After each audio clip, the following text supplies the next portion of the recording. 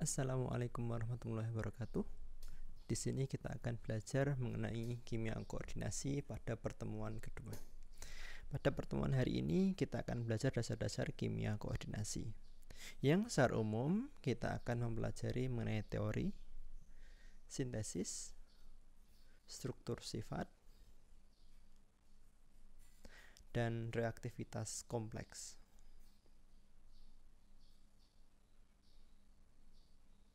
Dan saya yakin rekan-rekan semua sudah mendapatkan pelajaran mengenai senyawa kompleks pada pertemuan kimia anorganik. Oke, senyawa koordinasi ini mencakup dua hal yang paling utama. Yang pertama, kita akan mempunyai ion logam pusat, dan yang kedua, kita akan mempunyai atom yang terikat pada molekul di sekitarnya. Jadi ion logam pusat ini sebagai atom yang terpusat dan dikelilingi oleh molekul non-logam. Oke, sebagai contoh di sini kita mempunyai H2O, yang mana kalau kita uraikan secara asam dan basa Lewis mempunyai pasangan elektron bebas, dan dia akan memberikan pasangan elektron bebasnya kepada Ni2+.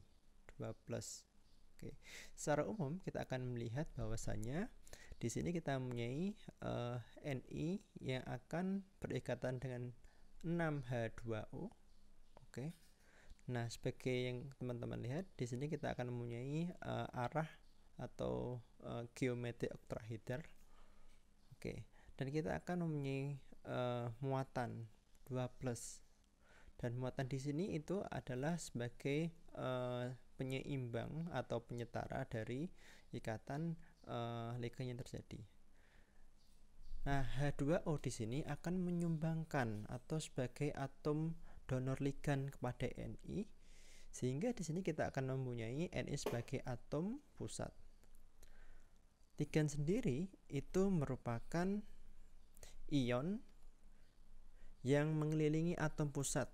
Biasanya dia berupa molekul organik yang kecil, gitu ya. Jadi dia mikromolekul, jadi tidak besar molekulnya. Nah, secara umum sebagai donor ligan di sini adalah atom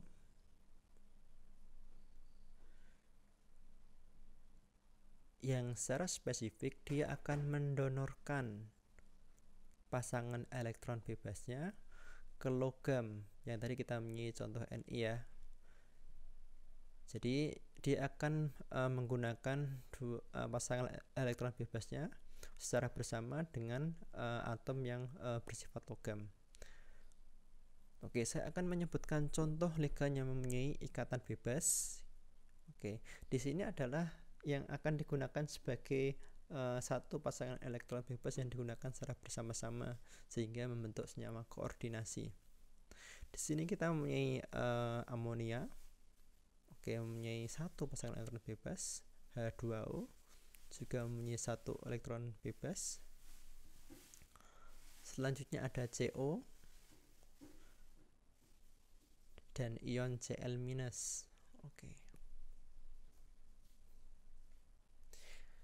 Oke, apabila ada ligan, jadi kita ligan tadi yang mempunyai satu donor atom, jadi dia misalkan dia mempunyai pasangan elektron bebas ya, maka dia disebut dengan monodentat. Jadi satu mono. Sementara yang dia mempunyai dua donor atom, maka dia disebut bidentat. Oke. 3 dia disebut tridentat, dan bahkan kita akan mempunyai lebih dari 3, 6 misalkan, kita akan menyebutnya sebagai heksadentat. Nah, karena kebanyakan kita sering menemukan 6 donor atom. Nanti kita akan jelaskan contohnya. Jikalau dia mempunyai 3 atau lebih, kita secara umum menyebutnya sebagai polidentat. Nah, yang tadi kita sudah membahas mengenai monodentat. Sekarang kita akan memberikan contoh mengenai bidentat atau 2. Misalnya kita mempunyai struktur senyawa etilen diamin, gitu ya. Dia akan mempunyai 2 pasangan elektron bebas yang nanti akan bisa digunakan secara bersamaan dengan atom pusat. Dalam hal ini nanti akan berupa logam. Oke. Berikut adalah contoh ligan dan nama-namanya secara bahasa Indonesia. Karena nanti akan ada penamaan yang dalam bahasa Inggris. Misalnya kita akan mempunyai F-, Cl-, Br-, I-, NH3-, H2O. Nah, secara umum namanya adalah kita menyebutnya sebagai fluoro dalam bahasa Indonesia ya. Fluoro, kloro, bromo, iodo, amina, dan aqua. Kita juga mempunyai contoh yang lain, yaitu CO, Cn-, En, NO2-, SCN-. Namanya secara umum adalah karbonil,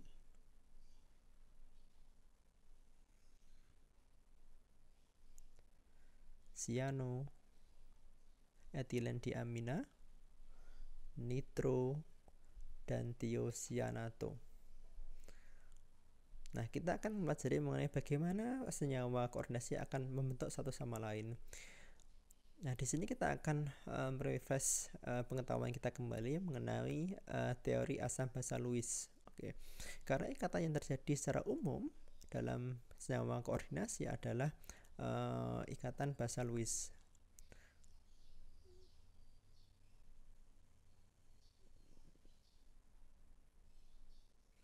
Nah, ikatan yang terjadi dalam senyawa koordinasi itu merupakan adalah ikatan kovalen koordinasi.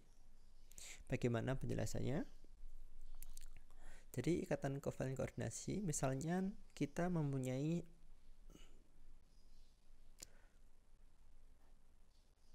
M+ di sini, dia sebagai asam Lewis, dan dia akan berikatan dengan basa Lewis yang mempunyai pasangan elektron bebas di sini.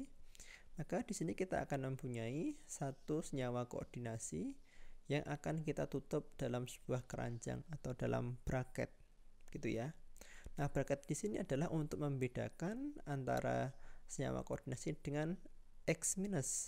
X- di sini adalah dia sebagai ion counter atau dia sebagai penyetara muatan yang terjadi dalam senyawa koordinasi. Biasanya ikatan koordinasi akan melibatkan hibridisasi orbital s, p, dan d. Nah, tadi kita punya X- ya sebagai ion counter. Fungsinya adalah untuk menyetarakan muatan pada kompleks.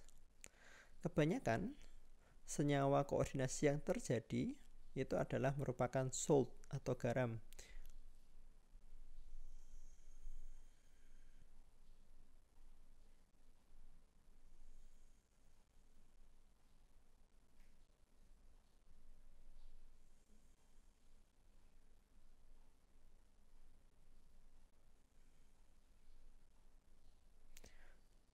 Sebagai contoh, kita mempunyai yang tadi saya sebutkan, NiH2O6SO4. Oke. Di sini tadi kita harusnya mempunyai muatan 2S, namun di sini karena ada ion counter, kita akan mempunyai ion counter SO4. Di sini SO4 ini bukan hanya monodintat, tapi dia mempunyai lebih dari beberapa pasangan elektron bebas yang bisa digunakan untuk penyetara. Gitu ya. Di sini NiH2O6 mempunyai muatan 2+, gitu ya. Sehingga nantinya dia akan sebagai senyawa koordinasi. Yang kedua, kita mempunyai K3 FeCN6. Oke, kita mempunyai K+ dan FeCN3 CN6 3-. Kalau kita uraikan Fe3 CN-. Oke, yang terakhir kita akan mengetahui mengenai bilangan koordinasi. Jadi kalau dalam bahasa Inggrisnya kita menyebutnya sebagai coordination number. Jadi bisa kita menyebutnya sebagai nomor atau bilangan, yaitu jumlah atom donor ligan dalam kompleks logam. Oke, yang kita sebutkan sebagai contoh ini adalah dalam senyawa monodintat. misalkan AgNH3 N2 plus gitu ya. Berapa bilangan koordinasinya atau coordination number? Sudah jelas karena muatannya NH3 2 kali maka 2. Ini monotintatnya. Jadi Ni Cn4 2 minus, ini maka 4. Ada juga CrOH2 6 2 plus, maka nanti 6. Nah misalnya bagaimana kalau nanti dia dalam bentuk diamin, maka kalau dalam bentuk diamin maka dia akan menyesuaikan gitu ya. Terima kasih. Nanti kita akan lanjutkan pada tugas. Assalamualaikum warahmatullahi wabarakatuh.